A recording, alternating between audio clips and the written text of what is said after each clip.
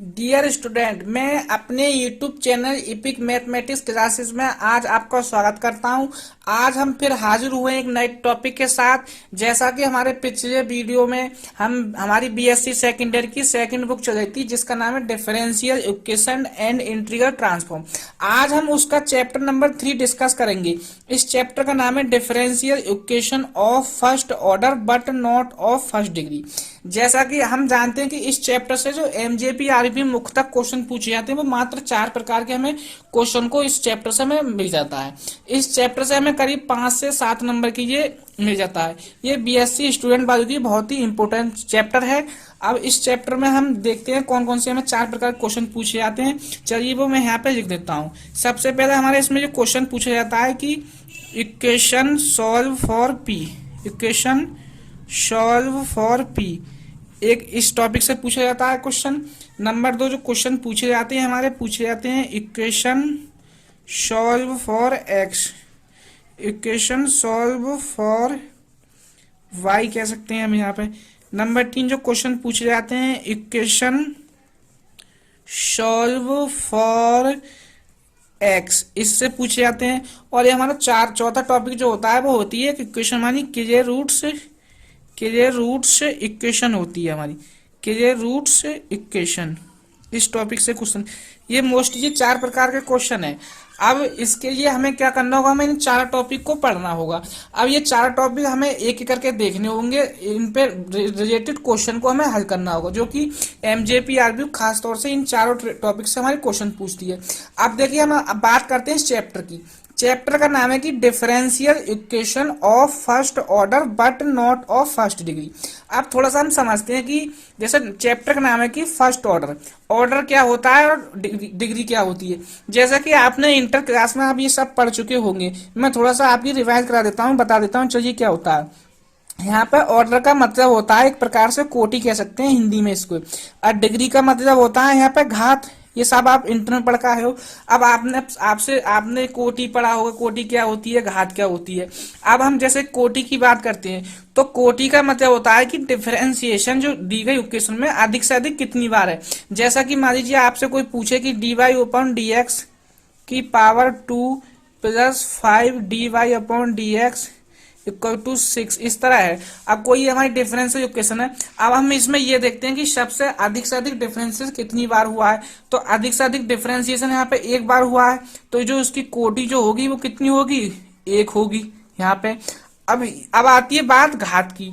जो कोटि होती है, इस कोटि की जो पावर होती है वही हमारी क्या होती है, घात होती है। अब हमारा डिफरेंशिएशन एक बार हुआ है dy अपॉन dx, इसकी ये पावर कितनी है यहाँ पे 2, तो इसकी जो घात जो होगी वो हमारी कितनी होगी, घात होगी 2। तो इसमें इसी चैप्टर में हम इस बात को पढ़ेंगे कि जो हमारी डिफरेंशियल इक्वेशन जो होगी वो फर्स्ट ऑर्डर की तो होगी, लेकिन जो हमारा डिग्री जो है वो फर्स्ट नहीं होगी। डिग्री एक से अधिक हो सकती है, 2 हो सकती है, 3 हो सकती है, 4 हो सकती है, 5 हो सकती है। इस तरह हम इस चैप्टर में बात करेंगे। अब हम बात करिए तो थोड़ी सी कि differential equation of first order but not of first degree, इसके डेफिनेशन के बारे में इसमें थोड़ा सा हम देखते हैं क्या होता है। अब बात करते हैं हम डेफिनेशन की। डेफिनेशन जैसे कि हम यहाँ पे लिखते हैं इसमें डेफिनेशन की बात करते हैं कि ये होती क्या है, डेफिनेशन की किस फॉर्म में ये हमारी होती है।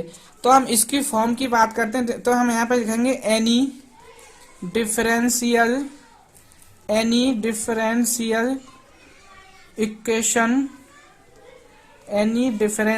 Equation of is. अब कोई हमारी यानी डिफरेंशियल इक्वेशन है क्या, a0 p की पावर n, a1 p की power n minus 1 plus a2 p की power n minus 2 plus dot dot dot a n equal to 0। इस फॉर्म में हमारी कोई डिफरेंशियल इक्वेशन दी हो तो हम उसको डिफरेंशियल इक्वेशन को first order but not of first degree कहेंगे। लेकिन अब यहाँ पर समझते हैं यहाँ पर समझने की बात यह है कि p को हम यहाँ पर बिलोंग्स करते हैं dy अपॉन dx से, यानी कि जहां पे हमारा p है हम उसकी जगह dy अपॉन dx रखते हैं, पुट कर सकते हैं। अब उसके बाद में हम यहाँ पे कह सकते हैं a1 a2 a3 इस प्रकार के जो हमारे कांस्टेंट हैं n तक of the function of x and y, X and Y, जो A1 A2 जो हमारे कांस्टेंट है वो फंक्शन है एक्स एंड वाई की। ये तो हमारी इसकी डेफिनेशन और फर्स्ट ऑर्डर और फर्स्ट डिग्री की बात हो गई।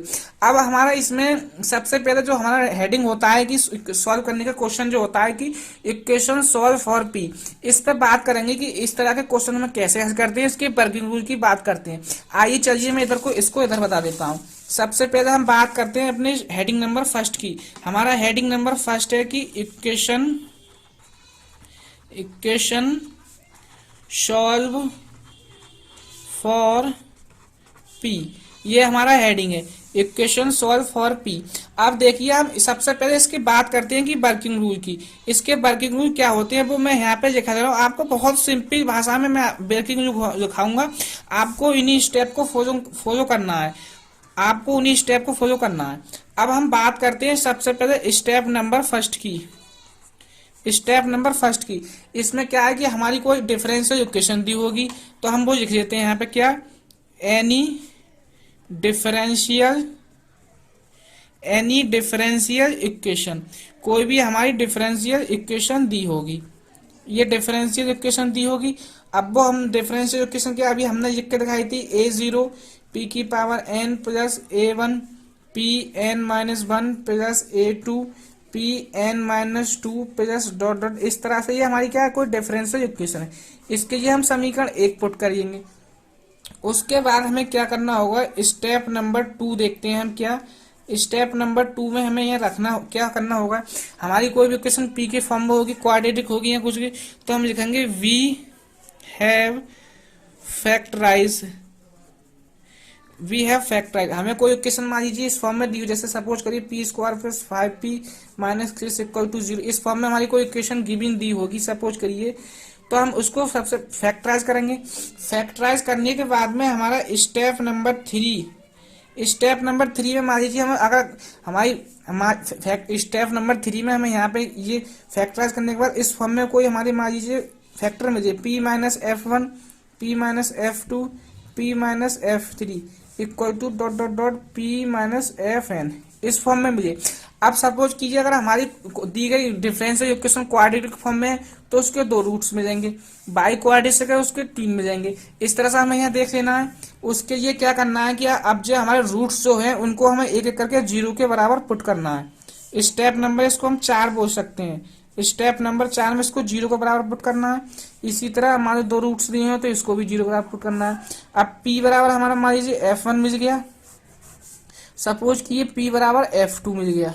ये मिलने के बाद अब उसको हमें इन दोनों वैल्यू कीजिए एक एक करके सॉल्यूशन देखना है। सब हम मान लीजिए स्टेप नंबर 5 में क्या करते हैं कि सपोज कीजिए नंबर फर्स्ट पे फॉर p बराबर F1 के लिए हम सॉल्यूशन देखते हैं। F1 के लिए सॉल्यूशन देखने के लिए हमें p बराबर dy/dx पुट करना होगा, जैसा कि मैं आपके लिए पहले बता चुका हूँ। ये पुट करने के बाद हमें इसको dy/dx इक्वल टू F1 होगा। उसके बाद हमें वेरिएबल सेपरेट करना है, सेपरेट करने के बाद उसको सॉल्यूशन करना है, उसको सॉल्व करना है, सॉल्विंग करना है। इसके लिए स्टेप नंबर 6 में हमें इसके लिए सॉल्विंग करना है, इंटीग्रेशन करके। क्या करना है, इसका इंटीग्रेशन करके इस तरह से हमें ये करना है।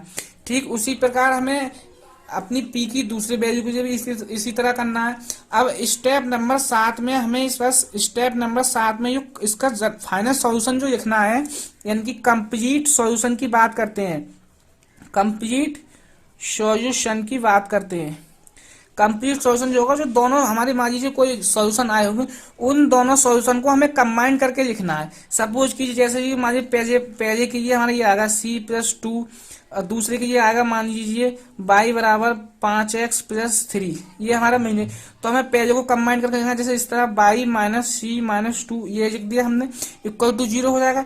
ठीक उसी तरह इसको कंबाइन करके लिखना है हमें क्या, y minus 5x minus c equal to 0, दोनों का इस तरह हमें कंबाइन करके लिखना है। ये तो मैंने एक एग्जाम्पल के लिए लिया है, इसको हमें ध्यान में इस तरह ये इसके वर्किंग रूल है।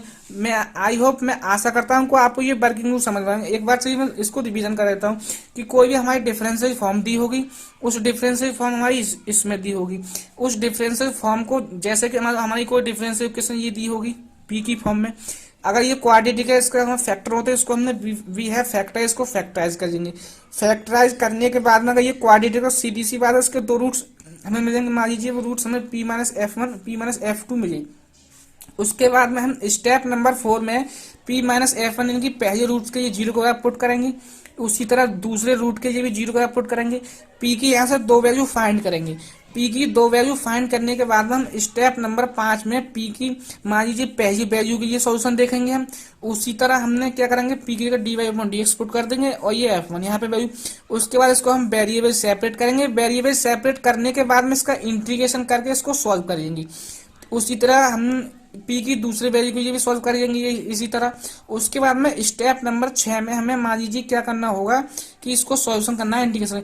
स्टेप नंबर 7 में जो हमारे दोनों p की वैल्यू के सॉल्यूशन आए, उन सॉल्यूशन को हमें कंबाइन करके लिखना है। जैसे मैंने एग्जाम्पल के लिए ये लिया, मान लीजिए p की फर्स्ट वैल्यू के लिए ये सॉल्यूशन आया और p की सेकंड वैल्यू के लिए मान लीजिए ये आया बाई 5x+c। अब इन दोनों को हमें कंबाइन करके लिखना है, वही हमारा इसका जनरल आंसर होगा, वही इसका हमें फाइनल आंसर होगा। चलिए, आई होप, मैं आशा करता हूं कि आपको मेरा ये वर्किंग रूल और इस चैप्टर के बारे में आपको समझ में आया होगा। इससे हम लेक्चर नंबर 2 में इक्वेशन सॉल्व फॉर पी पर रिलेटेड क्वेश्चन डिस्कस करेंगे। Thank you for watching video. अगर आप चैनल पर नए हैं तो प्लीज चैनल को लाइक एंड सब्सक्राइब करें। Thank you for watching video.